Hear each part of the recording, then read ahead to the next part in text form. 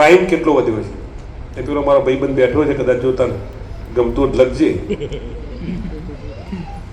જ્યારે કડીમાં અમે રાજકારણ કરતા હતા ને, જ્યારે અમે બધા સક્રિય હતા કડીમાં,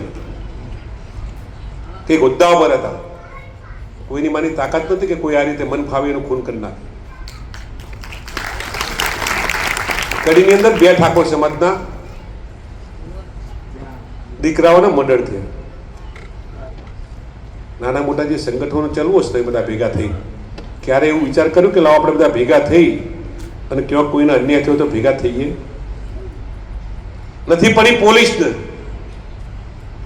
નથી પડી સરકારને, અને કડીમાં દિન પ્રતિદિન ક્રાઇમ એટલો બધો વધતો જાય. લગભગ આ અઠવાડિયે આ 10 થી 15 દિવસમાં 4 થી 5 મર્ડર થયા. 2 ઠાકોર સમાજ સહિત 4 થી 5 મર્ડર. કયા મોઢે આપણે સંગઠનની વાત કરીએ છીએ?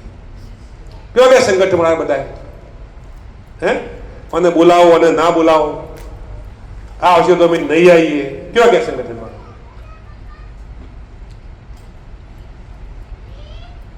સમાજનું ફંક્શન આપણું, સમાજનું ફંક્શન આપણું, અને આપણે કયા લોકોને મોટા કરીએ છીએ, કયા લોકોને હાથ ટોળા પહેરાવીએ છીએ. અને પહેરાવાની સાથે વાંધો નથી, પણ જ્યારે સમાજને જરૂર પડે, જ્યારે સમાજને તકલીફ પડે તો કેમ આપણે બધા ભેગા થઈ અને ન્યાય માટેની માગણી કરતા નથી? હે શા માટે આપણે શું ચલાવીએ છીએ? કેટલો ક્રાઇમ વધ્યો તમે વિચાર તો કરો.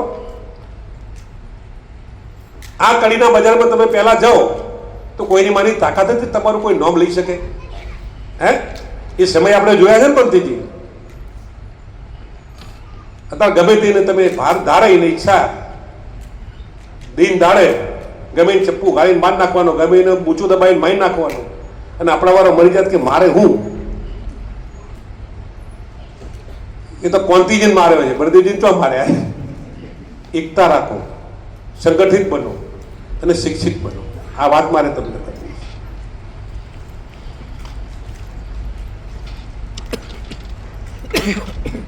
દુઃખ એટલા માટે થાય ભણતર ગણતરની